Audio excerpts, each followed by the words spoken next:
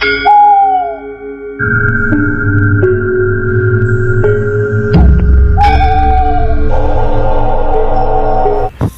pagi teman-teman. Cerita kali ini berkisah tentang kuntilanak pengasihan yang ditulis oleh @nyata74042956.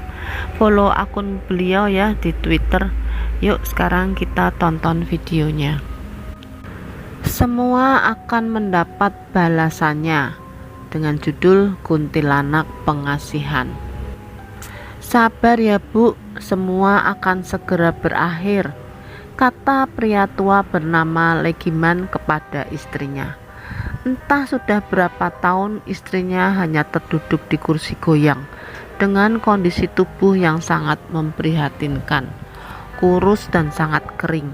Belum lagi beberapa bagian kakinya dan tangannya dihiasi oleh borok yang sudah membusuk hingga tulang.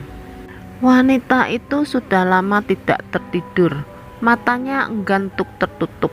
Dia selalu menatap kosong lurus ke depan, seolah memberitahu betapa sakitnya arti dari penebusan.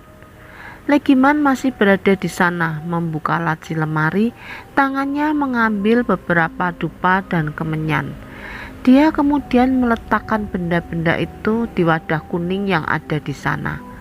Dibakarnya dupa dan menyan itu, bau menyengat mengisi seluruh ruangan itu. Wadah kuning itu dia letakkan tepat di bawah kursi goyang yang diduduki istrinya. Walau sudah menjadi rutinitas bagi Legiman, tetap saja ritual itu selalu membuat dia takut. Acap kali jantungnya berdebar hebat ketika harus melihat berpuluh kuntilanak sedang menggerogoti tubuh istrinya. Setelah dia memberi makan ingon-ingon itu, kini tiba waktunya Legiman akan memanen. Tangannya sigap mengambil potongan daging busuk yang tercecer di lantai. Walau rasa jijik menguras perutnya, tangannya tak henti memungut satu persatu bumbu yang menjadi resep rahasia akan ketenaran warung bakso miliknya. Hasil panen hari itu semakin sedikit, bahkan ember yang biasa dipakai untuk menampung tidak terisi setengah dari kapasitas seharusnya. Legiman sebenarnya sudah mengetahui bahwasannya hari penebusan akan segera terjadi, di mana setiap yang terlibat akan mendapatkan balasannya. Tahun 1989. Sudahlah Pak, toh saya yang akan menanggung semua. Bapak manut saja, toh Bapak juga nanti yang akan menikmati. Aku dah gak kuat. Mau sampai kapan hidup begini? Mau sampai kapan Bapak kerja serabutan? Boro-boro cukup buat makan. Setiap waktu yang kita pikirin cuma hari ini mau ngutang di mana. Malu aku itu Pak. Legiman hanya terdiam mendengar segala keluh kesah dari Minasti, wanita yang dinikahinya 10 tahun lalu. Legiman dikenal sebagai sosok rajin dan pekerja keras oleh warga di sana. Dia tidak malu mengerjakan apapun selama itu halal. Namun pekerjaannya sebagai serabutan membuat dia belum tentu mampu membawakan uang buat makan kepada keluarganya. Seringkali dia terpaksa memasang muka tembok untuk mengutang sana-sini demi dapat mengisi perut keluarga kecilnya. Tak jarang pula dia dan keluarganya menjadi cibiran warga karena hal tersebut. Terik matahari membakar kulit Minasti siang itu. Dia berjalan dengan wajah terlihat murung nan kusut, penuh dengan kebingungan untuk menjawab isak tangis kedua anak mereka yang menanti di rumah. Tidak terhitung berapa gelas air yang masuk ke tubuh tanpa ada sebutir nasi yang menghinggapi lambung. Warung Bu Santoso yang menjadi langganan tempat dia meminjam pun sudah tak sudi untuk memberikan bantuan. Malah Minasti harus menerima perkataan ketus dari Bu Santoso. mengingatkan perihal utang keluarganya yang sudah menggunung. Saat itu pula dirinya tidak dapat berpikir jernih. Sesampainya di rumah, dia kembali merengek kepada Legiman. Legiman tidak tahu harus berbuat apa.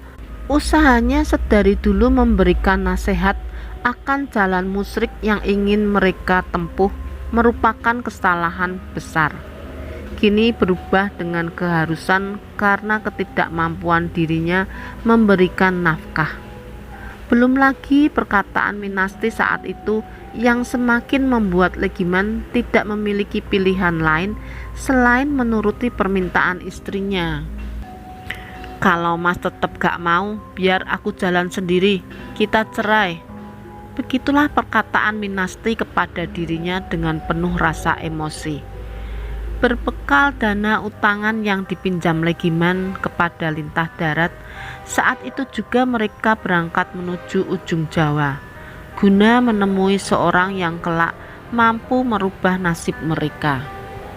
Menemui seseorang yang disebut Ki Petir oleh warga di sana, sosok yang terkenal akan kekuatan supranatural, dalang pengantara yang menjadi akses kesesatan manusia untuk menempuh jalan pintas yang dianggap pantas. Ki Petir bukanlah orang yang suka berbasa basi. Gaya bicara tegas seolah ingin memberitahukan siapa dirinya. Belum juga kami berbicara akan maksud dan tujuan kami ke sana, Ki Petir sudah menyambut kami dengan omongan yang sangat pedas. "Ada lagi makhluk biadab yang siap untuk jadi budak kesesatan," serunya sembari menertawakan kami. Beralih ke masa kini. Setelah semua terkumpul, dia pergi, meninggalkan Minasti sendiri di kamar.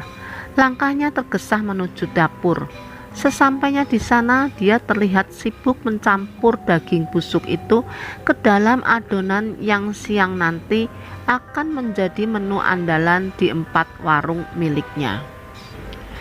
Dia harus sigap menyatukan adonan, karena bila subuh sudah berakhir, daging busuk itu tidak akan memberikan efek magic pada dagangannya. Jam 8 pagi Legiman sudah pergi mengantarkan adonan ke 4 warung miliknya. Sesampainya di sana, karyawan Legiman akan langsung mengambil adonan dan mulai bekerja membuat bakso.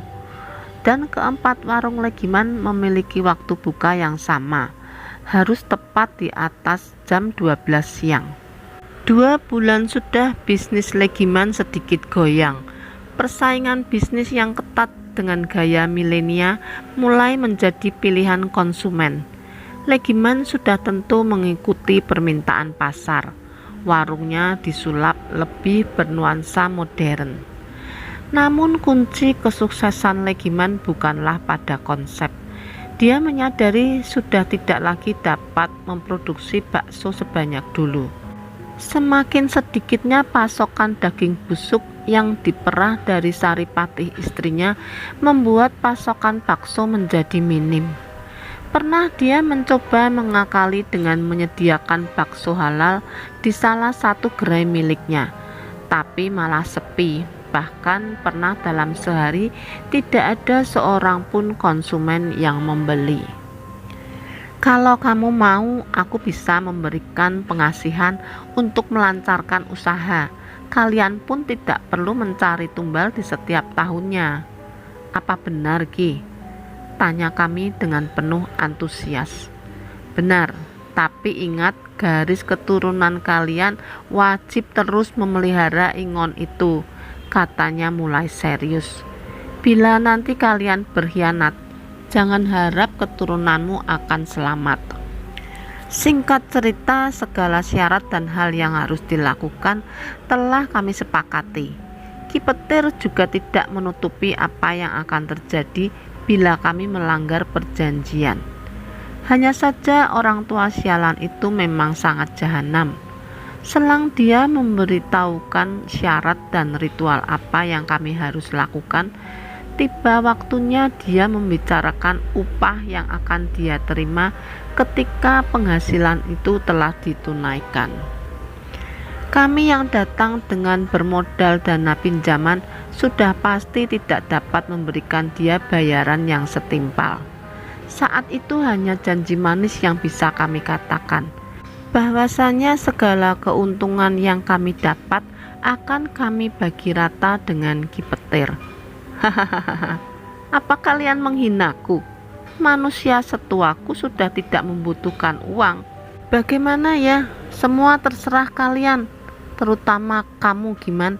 Aku meminta imbalan diperbolehkan menikmati istrimu selama proses ritual ini kita jalani, katanya sembari memandangi Minasti. Legiman kalap, dia tidak dapat lagi menahan emosi melihat hal itu. Tangannya mendarat tepat di pipi karyawan wanita yang tidak mendengarkan arahannya. Buka sebelum jam 12, sama saja dengan hanya menyiksa istrinya, karena sudah dipastikan dagang hari itu akan merugi. Semua karyawan merasa heran melihat ulah Legiman yang terlalu berlebih. Bukannya mengapresiasi karyawan yang giat dalam bekerja, malah perilaku buruk yang mereka dapatkan. Mata karyawan tertegun takut, tidak ada yang berani memandang dirinya. Legiman benar marah, wajahnya memerah. Dia langsung berdiri hendak melayangkan bogem mentah ke arah Ki Petir. Baru juga badan bangun, tangan Minasti langsung merangkulnya. Sudahlah Mas, ikhlaskan aku, katanya mendayu. Legiman tidak tahu harus berbuat apa. Dia sudah pasti tidak akan ikhlas melihat istri tercintanya dicicipin pria lain. Namun tak ada cara untuk menyadarkan Minasti. Benar, kita miskin. Tapi Dek, wajah Minasti terlihat sedih. Minasti menangis. Aku ikhlas, katanya kembali memohon padaku. Saat itulah kali pertama sumpah serapah kepada Sang Pencipta terucap dari mulut Legiman. Hatinya terkunci, menyimpan dendam yang teramat sangat atas segala musibah yang terjadi. Malam itu dia tidak menentang permintaan Minasti, namun Legiman pun tak mengiyakan. Serah apa mau kalian, katanya seraya meninggalkan Minasti dan Ki Petir. Pikirannya kacau, membayangkan apa yang istrinya dan jahanam itu lakukan saat ini. Legiman hanya menghabiskan waktu di teras rumah Ki Petir. Angin yang berhembus dingin malam itu tidak lagi dia rasakan. Jiwanya sudah terasa panas. Sebuah tangan memeluk dia dari belakang. Pelukan itu erat, terasa melingkar di tubuh Legiman. Mas, kata wanita yang tak lain adalah Minasti. Legiman tidak menjawab, menoleh ke arah Minasti pun enggan dilakukannya. Sudah ya Mas, anggap saja aku sudah tak ada. Kalau kita sudah kaya, kamu boleh lakukan apapun. Omongan Minasti malam itu membuat Legiman semakin merasa gagal. Gagal dalam menjaga dan merawat keluarganya. Aku hancur Dek, jawabnya kepada Minasti. Gak ada yang hancur Mas, semua akan baik adanya, seru Minasti sembari memeluk Legiman dengan sangat keras. Pelukan itu malah semakin keras, tidak lagi seperti tenaga seorang wanita yang membuat nyeri perut Legiman. Sakit Dek, katanya. Seolah tidak mengindahkan rintihan Legiman, pelukan itu semakin kencang mendekap dirinya. Legiman menoleh ke arah belakang, berusaha menghentikan Minasti. Tak kayal dia terkaget, badannya terasa kaku. Sosok yang sedari tadi dia kira Minasti ternyata bukan. Kuntilanak, teriak Legiman penuh dengan rasa takut. Teriakan Legiman keras terdengar. Dia menahan sakit. Kuntilanak itu seakan ingin meremukkan dirinya. Lama dia merasakan sakit itu sebelum suara tawa seorang pria menggema seolah senang dengan kejadian itu. Genggaman itu terlepas, Legiman terjatuh dalam posisi berlutut.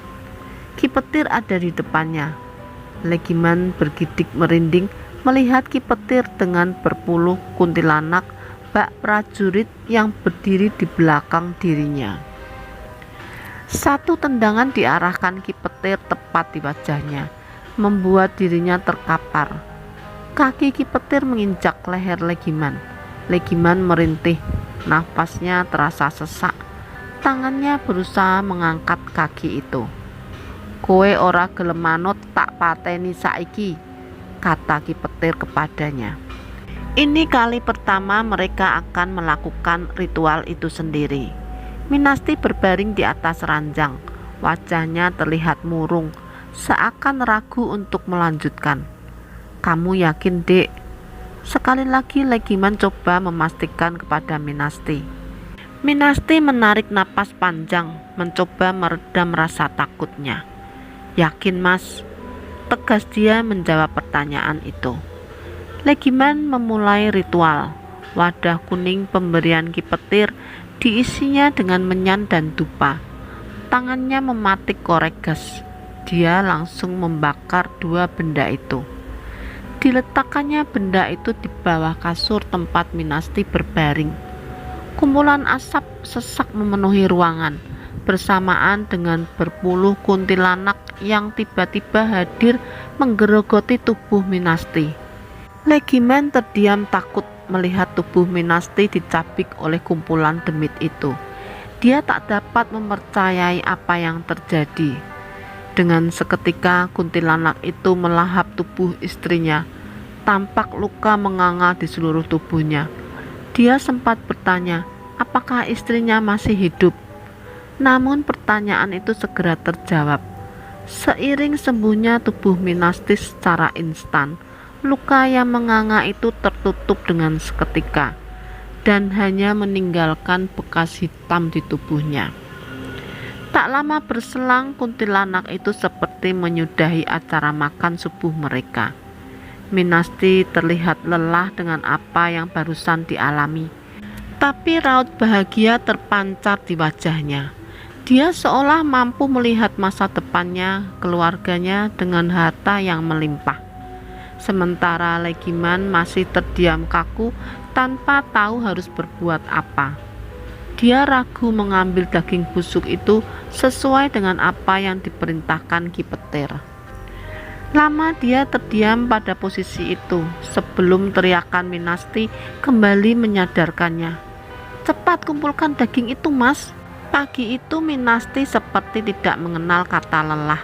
Sekalipun wajahnya sudah terlihat pucat, dia turut serta membantu Legiman meracik bakso yang nanti siang akan dijual perdana. Minasti sudah lama menanti hari ini, hari di mana Dewi Fortuna akan berpihak kepadanya. Siang tiba, Legiman bersiap menjajakan bakso itu dengan cara berkeliling menggunakan gerobak sorong hasil karyanya. Benar saja, baru beberapa jam dia keluar, Legiman sudah kembali dengan wajah sumringah. Bakso dagangan mereka habis dengan cepat. Senyum Minasti kian melebar melihat Legiman yang membawa uang hasil dagangan hari itu. "Lumayan, Dek, bersih dapat 500.000, katanya. Singkat cerita, hanya dalam waktu seminggu warung bakso pertama bisa mereka buka.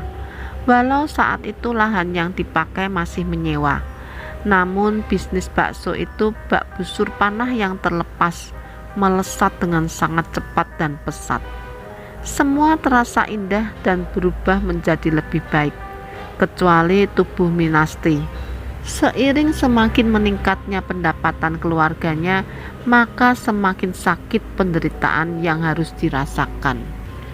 Tubuh Minasti semakin kurus dan lemah.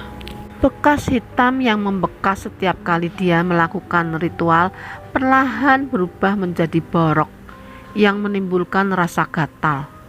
Tak jarang dia malah makin memperparah lukanya karena tak henti menggaruk borok tersebut. Bagi Minasti, hilangnya tangis kelaparan dari kedua anak mereka serta para penggunjing yang dulu suka mencampuri kehidupan kini menjadi penjilat. Penjilat yang mengharapkan hibaan rupiah dari tangannya. Sudah lebih dari cukup. Hari itu juga yang membuat Minasti semakin memaksakan tubuhnya guna menghasilkan bakso yang lebih banyak.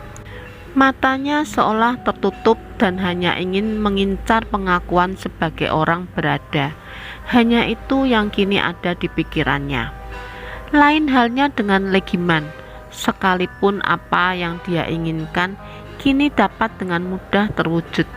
Namun dia tak sudi apabila bisnis biadab ini kelak menjadi warisan abadi bagi keturunannya. Berulang kali Legiman memohon agar Minasti menghentikan segalanya. Dia mencoba mengingatkan efek jangka panjang yang pastinya akan datang di waktu yang naas. Berulang kali pula dia harus menerima penolakan dari mulut Minasti. Oke dek, kalau kamu sudah tak peduli akan kondisimu lagi, setidaknya otakmu masih berfungsi buat mikirin nasib kedua anak kita. Apa kamu mau anak kita nerusin bisnis ini? Mendengar perkataan Legiman sedikit membuka pikiran Minasti. Sebagai seorang ibu, Minasti pun tak akan mau menjerumuskan anaknya ke dalam jurang kenistaan. Hari itu jiwa Minasti bergejolak hebat. Untuk kali pertama dia melihat betapa murkanya sang suami. Hal yang belum pernah dilihat oleh Minasti sepanjang pernikahannya. Legiman sampai membalikan meja dan menghancurkan apa yang ada di hadapannya. Sontak 6 karyawan Legiman yang ada di sana berhamburan keluar, berusaha menghindar dari amukan. Suasana kian riuh karena kegaduhan yang diciptakan Legiman. Dalam sekejap warga berkumpul melihat apa yang terjadi. Legiman berusaha menghindar dan tak mau membuat kerumunan semakin bertambah. Langkahnya sigap memasuki kuda besi roda 4 miliknya. Dipacunya mobil itu menuju ke warung pertama miliknya, tempat yang menjadi saksi bisu bisnis kelam keluarganya. Sesampainya di sana hatinya cukup mereda melihat keadaan warung yang ramai. Segera dia bekerja mengambil alih bagian penyajian. Dia merasa tenang berada di sana. Hari mulai sore dengan pengunjung yang semakin ramai. Legiman kian sibuk menyiapkan mangkok demi mangkok pesanan bakso yang tidak kunjung berhenti. Sebelum seorang wanita berdiri di depannya. "Baksonya 1 komplit ya Pak," pintanya pada Legiman. Yang disambut dengan gerakan lincah Legiman meracik pesanan. Belum selesai dirinya membuat pesanan itu, terdengar suara sumbang seorang balita yang kembali mematik emosi Legiman kembali memuncak. "Ma, kok makanan kita diludahi kakak itu?" kata seorang bocah sembari tangannya menunjuk ke arah Legiman. Seketika tatapan tajam seluruh pengunjung mengarah ke Legiman. Legiman lepas kontrol. Dia merasa tersinggung dan takut rahasia kelamnya terbongkar. Spontan dia menyamperi anak perempuan yang mungkin belum mencapai usia 5 tahun itu dan menamparnya. Tak hayal Legiman langsung menjadi bulan-bulanan pengunjung yang kesal akan kelakuan tak terpuji itu. Bertubi-tubi pukulan bersarang di wajah dan tubuh tuanya. Legiman memelas. Ampuni saya Ki, saya janji akan nurut apa yang Ki Petir perintahkan." Mas, bangun mas, kamu kenapa?" Terdengar suara Minasti berusaha menyadarkan Legiman. Legiman tersadar, wajahnya linglung menatap Minasti. "Kamu kenapa ampun?" Minasti kembali bertanya. Belum sempat dia menceritakan mimpinya, Ki Petir hadir bergabung bersama mereka. Legiman bergidik ngeri melihat sosok Ki Petir. Diurungkannya niat bercerita ke Minasti, sekalipun lehernya masih terasa sakit dan nyeri. Begitu pula dengan bagian perutnya. Mimpi itu terasa sangat nyata. "Nggak apa dek," jawab Legiman singkat menjawab pertanyaan Minasti. "Buruan mandi mas, temani aku belanja." "Belanja apa dek?" "Keperluan buat ritual nanti malam." kata Minasti sedikit berbisik. Mengenal sosok Ki Petir, bak melihat dua sisi pisau. Satu sisi dia tajam, sangat berbahaya. Di sisi lain tumpul bak kesahajaan bagi mereka yang tidak menentang. Siang itu berbagai persiapan harus kami sediakan, mulai dari ayam hitam, bunga 7 rupa, minyak kamboja, menyan, dan lain sebagainya. Aku sempat terkaget melihat Minasti mampu membeli sesajen itu, karena dalam hematku modal yang kami bawa hanya cukup untuk sekali perjalanan, dan tersisa sedikit yang bahkan sudah tidak cukup untuk ongkos kami kembali. Lelah berkeliling pasar, langkah mereka akhirnya terhenti di salah satu warung bakso. "Kita makan dulu ya Mas," kata Minasti. Baru saja mereka bersandar duduk di sana, Legiman sudah tak mampu membendung rasa penasarannya. "Dek, uangmu dapat dari mana?" tanyanya. Minasti lantas menatap sebelum berkata, "Ki Petir yang modalin Mas." Legiman hanya terdiam, merasa enggan untuk menikmati uang pemberian lelaki yang sudah menginjak harga dirinya. Bakso yang tersaji tak sedikit pun disentuhnya, karena tidak mungkin orang sepicik Ki Petir akan memberikan cuma-cuma. Akan ada imbalan untuk semua ini. "Kenapa nggak dimakan Mas? Kalau kamu marah dengan semua ini, Mas punya hak buat ninggalin aku. Aku sudah hina, gak pantas lagi buat kamu Mas," kata Minasti yang tiba-tiba menitikan air mata. Legiman merasa iba, terlebih lagi dia menyadari apa yang dilakukan istrinya bukan semata untuk kepentingan pribadi, tapi karena rasa pedulinya pada Legiman dan kedua anak mereka. "Gak Dek, apapun yang terjadi nanti Mas gak akan pernah tinggalin kamu." Legiman melunak sembari tangannya mulai menyantap bakso yang telah tersaji. Minasti terharu, diusapnya air mata yang sempat menetes. "Terima kasih ya Mas." Suasana berubah santai. Mereka menikmati makanan itu dengan sangat lahap. Dalam seketika bakso itu ludes. Malah Legiman yang semula enggan untuk makan kini telah menghabiskan 3 porsi. Apalagi perut Legiman memang sedari kemarin belum diisi apapun. Lagi asik menyantap mangkok ketiga, Minasti berkata pelan pada Legiman, "Mas, nanti kita buka warung bakso saja ya." Legiman tersenyum. Dek, modal aja belum ada, pingin punya warung. Apalagi kamu kan gak pintar buat bakso." Candanya sedikit menyinggung. "Iya gak apa, nanti kita punya warung sebesar dan seramai ini," katanya kembali. "Mas tahu gak kalau pemilik warung ini juga melakukan pengasihan ke Ki Petir?" Legiman tersedak, terbatuk mendengar perkataan Minasti. "Hus," kata Legiman, "aku juga masih lapar Mas, tapi oga makan bakso daging busuk banyak-banyak," timpalnya kembali. Perut Legiman seketika mual setelah mendengarkan penuturan Minasti. Ingin rasanya dia memuntahkan apa yang sudah dimakannya. "Jangan mengada-ngada Dek." Muka Legiman serius menatap. "Enggak Mas, aku ajak ke sini karena memang disuruh Ki Petir. Tempat ini bukti hasil pengasihan orang yang datang padanya." Legiman seperti tidak dapat menahan mual dan jijik. Dia berlari keluar meninggalkan Minasti, guna mencari tempat sepi untuk memuntahkan semua yang masuk ke perutnya. Darah segar yang sedari tadi tak henti dimuntahkan Legiman belum juga dapat membuat tensi menjadi reda. Cerita kembali ke warung Legiman.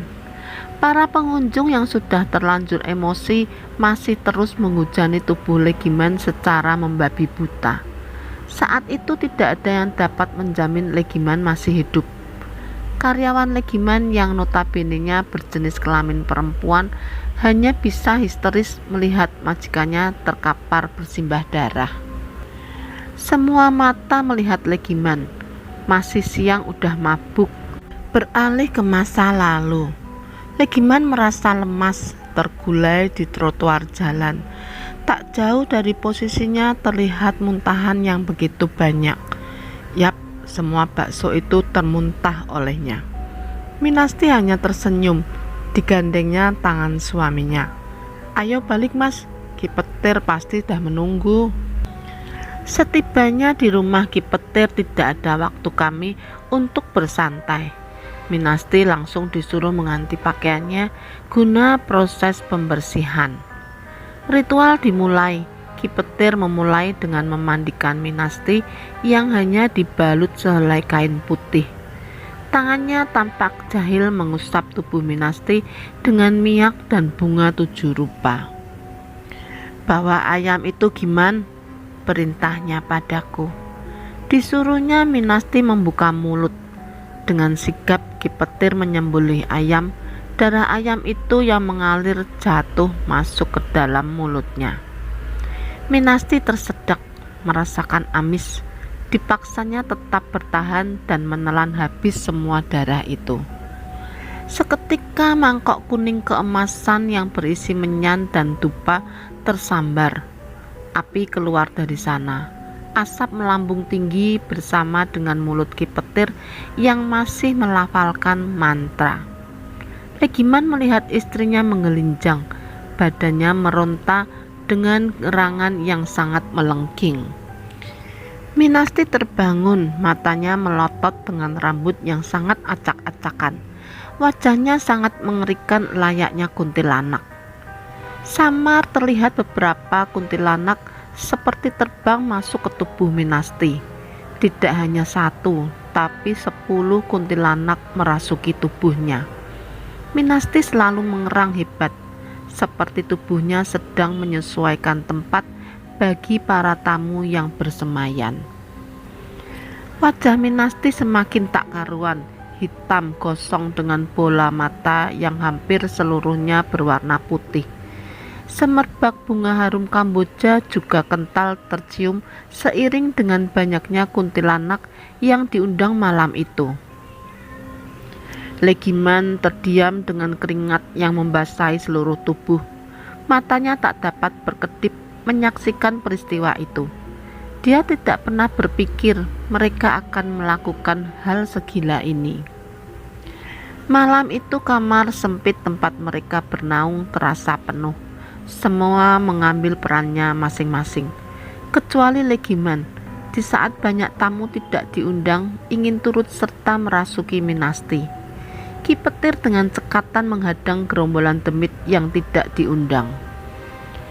Bukan hanya kuntilanak, gendruwo, siluman ular, atau apapun nama mereka, seolah sangat tertarik dengan aroma Minasti. Jelas di hadapan Legiman semua makhluk itu hadir berperang melawan Ki Petir demi mendapatkan tubuh Minasti. Sementara Legiman hanya dapat menonton. Satu yang dipahami bahwasannya ia hanya akan menjadi beban bagi Ki Petir. Celananya telah basah oleh air seni yang mengalir. Didapatinya kumpulan demit itu menuju padanya, seolah mengalihkan mangsa karena tak mampu melawan Ki Petir. Brak! Suara Legiman bergema. Dia terasuki oleh salah satu demit yang hadir pada saat itu. Cah semprol, lanang apa ora kowe? Celoteh Ki Petir kesal melihat Legiman yang malah kerasukan demit. Baik Legiman maupun Minasti tidak tahu apa yang setelah itu terjadi. Mereka terbangun kala matahari sudah berada tepat di atas kepala. Mereka terheran melihat betapa amburadulnya ruangan itu. Belum lagi darah yang berceceran. Baik Legiman maupun Minasti saling memandang tubuh satu sama lainnya, guna memastikan asal dari darah itu. Ki Petir di mana mas? Kata Minasti khawatir.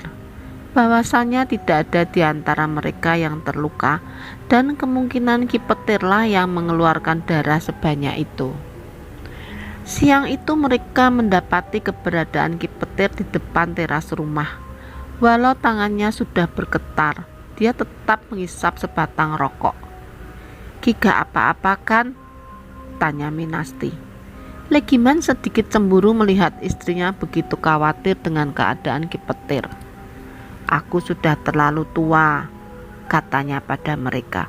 Lebih lanjut, Ki Petir mengatakan, "Bersabarlah, 2 ritual lagi kalian akan mendapatkan apa yang kalian inginkan.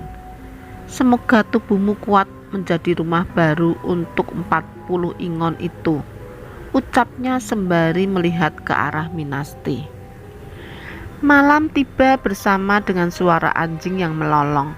Mereka bertiga kembali berkumpul untuk bersekutu, menyembah mereka yang mungkar. "Giman, pakai ini," kata Ki Petir sembari memberikan kalung padanya. Belajar dari kejadian semalam, Ki Petir seperti tidak ingin mengulangi kesalahan yang sama. Kemarin Ki Petir hampir saja mati karena menghadapi demit yang merasuki Giman. Tak ada tata cara perubahan dari ritual itu, hampir sama dengan apa yang terjadi semalam. Legiman kembali harus melihat tubuh istrinya terus dipaksakan menjadi rumah baru bagi gerombolan kuntilanak yang nantinya akan menjadi peliharaan keluarga mereka. Ritual kedua berjalan mulus, tidak ada gangguan yang terjadi. Hanya saja bagi Legiman, ritual kali ini lebih menyeramkan daripada apa yang semalam terjadi padanya. Selesai ingon itu merasuki Minasti, saat itu pula Ki Petir kembali menagih imbalannya. Di depan Legiman, Ki Petir menggauli istri tercintanya. Kalau saja Legiman tidak berjanji kepada Minasti, ingin rasanya dia mencabik tubuh Ki Petir sampai mati. Tibalah mereka di hari ketiga, hari di mana ritual ini mencapai puncaknya. Sukma Minasti harus menaklukkan demit kuntilanak demi menyempurnakan pengasihan itu. Sebilah keris dengan ukiran menawan diberikan Ki Petir kepada Legiman. "Pegang ini Giman," serunya dengan wajah serius. "Keris itu wajib kamu tusukkan bila nanti istrimu tak bisa kembali." "Maksudnya bagaimana Ki?" Legiman dan Minasti terheran.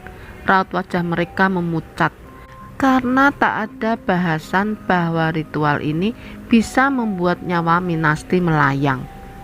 Hari ini sisa dari demit itu akan menyempurnakan pengasihan ini. Bila nanti kamu tidak dapat melawan, maka sukmamu yang harus mencari tubuh baru. "Artinya Ki?" tanya Minasti memelas. "Kowe mati secara jiwa. Tubuh itu akan tetap hidup di bawah pengaruh ingon yang kau coba pelihara. Tahu artinya Giman? Kamu pastinya gak mau membawa pulang tubuh istrimu, tapi jiwanya hanyalah demit yang tak berguna," pungkas Ki Petir menjelaskan. Minasti hanya bisa pasrah, berharap dia mampu melewati malam ini. Sudah tidak mungkin baginya mundur. Bagi Minasti lebih baik mati daripada pulang dengan rasa malu nan hina yang kini melekat pada dirinya.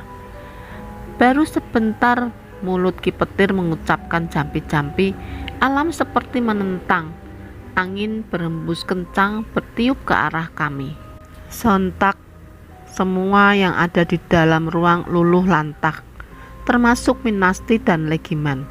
Hanya Ki Petir yang masih berdiri, walau beberapa kali kakinya melangkah mundur. Tak kuat menahan hentakan angin yang datang bak puting beliung. Minasti kembali kejang, menahan demit yang ingin bersarang. Tubuhnya terbang, tawa mengerikan terucap dari mulutnya.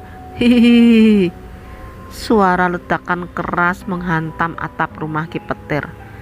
Tampak jelas banyak bola api berterbangan menuju masuk menyerang kami. Beragam demit kembali hadir, bak tamu yang tak diundang. "Giman, jangan diam, tangkap tubuh Minasti," perintah Ki Petir. Legiman berlari, diraihnya kaki Minasti turun kembali ke tanah. Tangannya kuat menahan rontaan Minasti. "Sakit, Mas," terdengar sayup suara Minasti. Legiman mengurangi genggamannya. Ki Petir kembali berteriak. Genggam erat Giman, tubuh itu masih demit biadab. Legiman terkaget melihat apa yang dipeluk erat olehnya merupakan perwujudan Minasti yang sudah menjadi kuntilanak. Minasti sungguh sudah menyatu dengan Ingon itu. Wajahnya sangat mengerikan. Legiman bergidik, rasa takut kembali menyeliputi dirinya tatkala dia mendengar perkataan istrinya. Semua akan mendapatkan balasannya. Tak lama Legiman dapat menahan Minasti. Tubuh Legiman remuk tatkala Minasti membantingkan dirinya ke tembok. Ki Petir bersiap mengeluarkan ajian pamungkas miliknya. "Bila aku gagal, segera tusuk dia dengan keris itu, Giman," pinta Ki Petir ke arah Legiman yang masih mencoba bangkit menahan rasa sakit. "Lelaki tua itu memang gila," kata Legiman spontan. Hanya dengan satu sentuhan Ki Petir, Minasti berlutut. Walau masih meronta, tubuh itu tidak lagi dapat mengamuk. Ki Petir menyayat tangannya, darah mengalir membanjiri wajah Minasti. Tampak asap keluar dari gesekan tangan dan wajah Minasti. Duar! Ledakan hebat terjadi dari gesekan itu. Ki Petir dan Minasti terpental. Minasti terlihat pingsan, kaku tanpa ada gerakan, sementara Ki Petir terbatuk memuntahkan darah yang sangat banyak. "Kau harus membayar mahal untuk semua ini, Giman. Pengasihan ini sudah selesai," katanya tertawa dengan mulut yang masih berlumur darah. Keesokan harinya semua sudah normal. Ki Petir memberikan wadah kuning keemasan. Dia juga mengajarkan bagaimana memulai ritual itu. Satu pesannya, minimal sekali sebulan wajib untuk kami menunaikan ritual itu. Kami tak langsung pulang di hari itu. Sehari lagi kami terpaksa menginap karena Ki Petir kembali menagih imbalan. Sehari penuh dia meladangi Minasti. Legiman seperti mati rasa, tidak mau mengambil hati. Dia pergi mencari hiburan lain dengan bekal uang yang diberikan Ki Petir untuk mereka kelak memulai usaha. Banyak berita miring juga menghinggapi keluarga Minasti, apalagi saat itu anak mereka beranjak dewasa. Beberapa kali Dimas dan Rangga pulang berlumur darah karena tidak terima ayah ibunya dikatain pelaku pesugihan. Hal itu membuat mereka menitipkan buah hati tercinta ke sanak famili yang ada di tanah Arab. Tidak hanya itu, sosok demit peliharaan mereka acap kali menampakkan diri di luar rumah Legiman, dan tak jarang usil mengganggu warga sekitar. Belum lagi bila ada suara adzan berkumandang, sudah pasti raungan Minasti menjadi daya tarik untuk mengumpulkan warga. 7 tahun pengasihan itu berlangsung. Tubuh Minasti sudah tak dapat menahan rasa sakit. Semenjak saat itu juga dia hanya bisa terbaring di atas kursi rodanya. Pernah Legiman berkeinginan untuk meminta pertolongan kembali pada Ki Petir. Sayangnya usaha Legiman membawa Minasti ke sana sia-sia. Dari info warga, Ki Petir sudah 4 tahun lalu meninggal. Kondisi itu juga yang membuat kedua anaknya dilarang pulang. Minasti selalu beralasan tidak memiliki dana, hanya cukup untuk sekolah mereka. Pinta Minasti agar mereka serius belajar dan rajin beribadah. Nanti kalau sudah tamat, baru mereka diizinkan kembali. Beralih cerita ke Legiman yang dihajar para tamu di warungnya. Singkat cerita, Legiman masih terselamatkan. Dia dilarikan ke rumah sakit dan mendapatkan perawatan total. Namun selang dirinya sadar, dia memaksakan diri kabur dari rumah sakit. Semua harus diakhiri katanya dalam hati. Sore itu dengan kondisi yang masih lemah dan tertatih, Legiman kembali ke rumah. Diambilnya secarik kertas. Legiman menuliskan permohonan maaf dan kisah ini secara lengkap. Kertas itu dititipkannya kepada salah satu sanak keluarga dan meminta agar dikirimkan ke Dimas atau Rangga. Legiman memandangi Minasti yang tersenyum padanya. Alunan denting suara hati membawa mereka kembali ke jejak kehidupan, di mana mereka pertama kali bertemu, merasakan cinta tumbuh tanpa ada syarat yang membelenggu. Cerita itu kembali mereka abadikan untuk terakhir kalinya. Legiman memeluk Minasti, menceritakan kembali kisah lama yang membuat mereka berdua berlinang air mata. Tanpa harus dijelaskan, Minasti paham bahwa peluk dan cerita ini akan menjadi penutup ajal yang telah menanti. Diciumnya wajah istrinya untuk terakhir kali, penuh dengan air mata, ditancapkannya sebilah pisau ke arah perut Minasti. Tetes air mata juga mengalir di wajah Minasti. "Terima kasih, Mas," ucapnya dengan penuh rasa haru. Matanya pelan tertutup seiring aliran udara yang tak lagi terhirup olehnya. Minasti mengembuskan napas terakhir di pelukan orang yang disayangnya. Legiman mengambil segala berhala ritual, dikumpulkannya semua tepat di bawah Minasti. Langkahnya keluar pergi dari ruangan itu. Tak lama berselang, dia membawa satu jirigen berisikan bensin. Dituangkannya ke badannya serta ke setiap sudut ruangan, termasuk tubuh istrinya. Legiman kembali tersenyum, hatinya merasa puas melihat kumpulan kuntilanak yang sudah berbaris di hadapannya. Mereka seperti mengutuk apa yang diperbuat oleh Legiman. "Kembali ke duniamu," seru Legiman sembari menyalakan korek dan membakar dirinya. Dengan seketika api melahap rumah beserta isinya. Teriakan Legiman menggelegar menahan rasa panas yang sangat luar biasa. Dalam hembusan napas terakhir, batinnya memohon agar diberikan pengampunan, serta dia berharap ketika pagi menjelang, perjanjian ini akan menghilang bersama kematian mereka. Ceritanya seru ya teman-teman. Terima kasih yang sudah menonton video saya. Jangan lupa di subscribe, like, dan komen.